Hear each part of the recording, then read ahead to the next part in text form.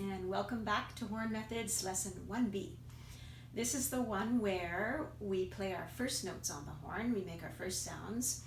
But before I do that with you, I just want to backtrack a little bit and talk to you about your instruments. I don't know how many of you have a single versus how many of you have a double horn, but if you have a double horn, that's great. You don't really need it for this class.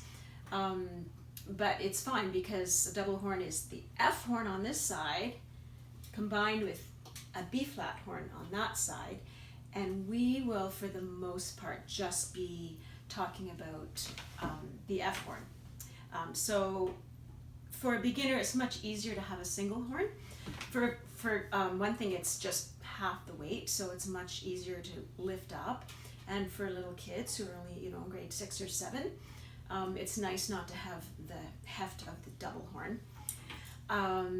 And yeah, it's set up in a way that it really it encourages you to learn, sort of work your way through the harmonic system, and that's one of the very most important things about playing the horn, is understanding the harmonics, how they work.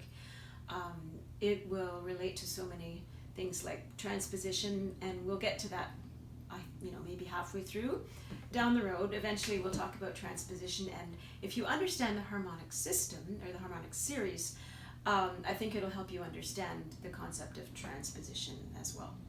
So the F horn, it's called the F horn because the open notes of the harmonic series are pitched in the key of concert F, which is actually a C on the horn. So everything that we play on the horn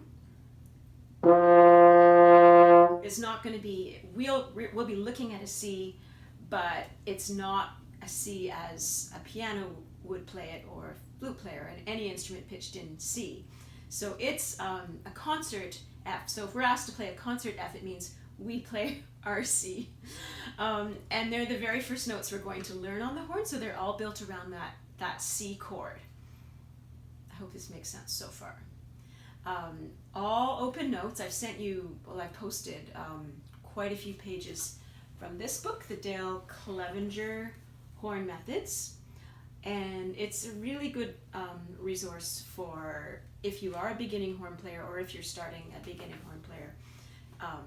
Written for horn players by a horn player, which I find is very helpful, versus some of those other band method books that they have the horns playing in all kinds of crazy pitches and octaves right from the get-go, and it just doesn't make sense.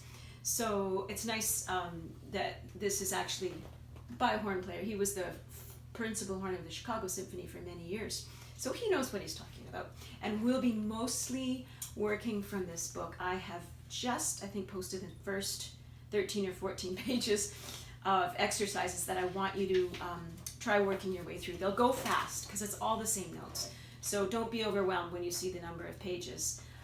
Some of you might just tear right through them on the first day, and that's fine, and others might have to take a little bit more time. So I'm looking at page, I think it's the first notes. So it actually has page number 8 at the top of the page. First notes on the horn. And E is a good place to start. C is also a good place to start. So you will find that you have to make little adjustments between notes, and they're just adjustments of lip aperture and speed of the air. And a lot of it is just trial and error from the very start. So if you can hear the note before you start, that is very important. So that's the sound we're aiming for. That's the pitch. That's an E on the horn, so a concert A. In orchestra, that's our tuning note. And it's just E, C, E, C. This is page number 8. So there's a full bar to count yourself in. 1, 2, 3, 4.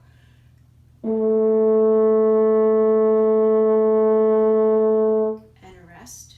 2, 3, and repeat.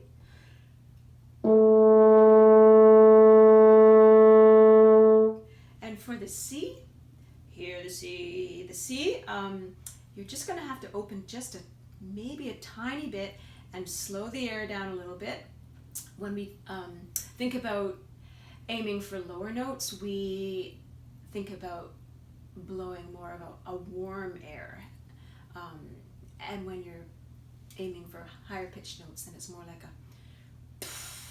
like a laser beam, so cooler air. So warm air for that nice low C. And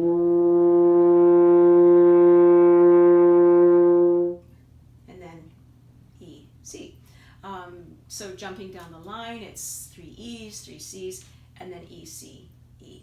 So you sort of get your E established, then work your way down to C, and then once you've become familiarized with aiming for E, aiming for C, then you just try and mix it up a little bit. E to C, back to E. So this is sort of the way the next few pages are going to go. And then you've got some longer tones on page 9, so whole notes. When does the G? Oh, and they add the G. So the G, there's your G. So those 3 open notes, E, C, G. Just play around with those. You can make your own exercises if you want. And the tonguing, well, you can just start by doing the air attacks if you like, so no tongue. I think we talked a little bit about that the first lesson, so just air. And just wait until that resistance kicks in a little bit, and you've got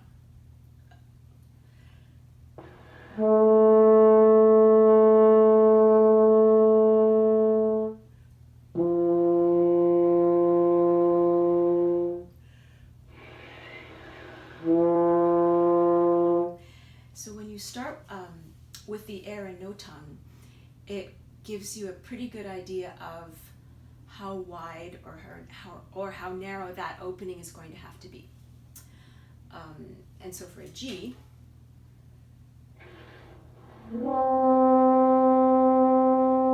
you've just closed it up a little bit. So start the air flowing and then wait for those vibrations to kick in and start your note off. Then you can add a little bit of a ta or a tu.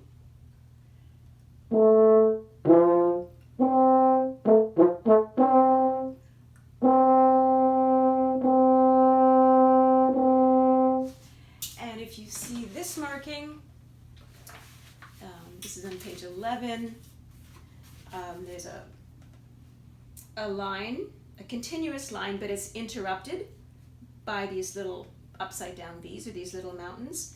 It's just an illustration of how we want the air to continue moving as you're tonguing. So don't stop and start the notes, but keep the air moving and just interrupt the airflow a little bit with the tongue to see if that produces a new note without a lot of stopping and starting. Okay, so I hope you have success with the first open notes, and then if you get really brave, I think on page 11 he adds the D. So now when he adds the D, you're going to have to add your first valve. So C, D, E.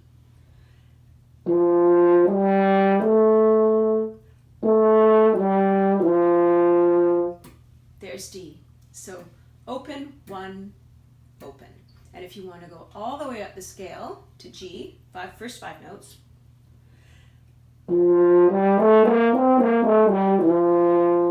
Open, 1, open, 1, open. Okay.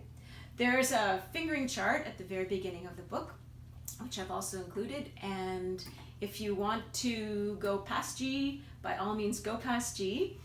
A will be first and second. If you want to play your C scale, so C, D, E, F, G, then A, B natural is second, and open C.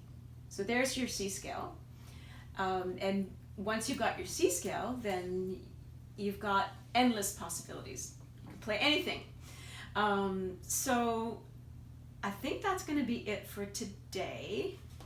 and the last page I think I gave you is, yeah, that's the duet one.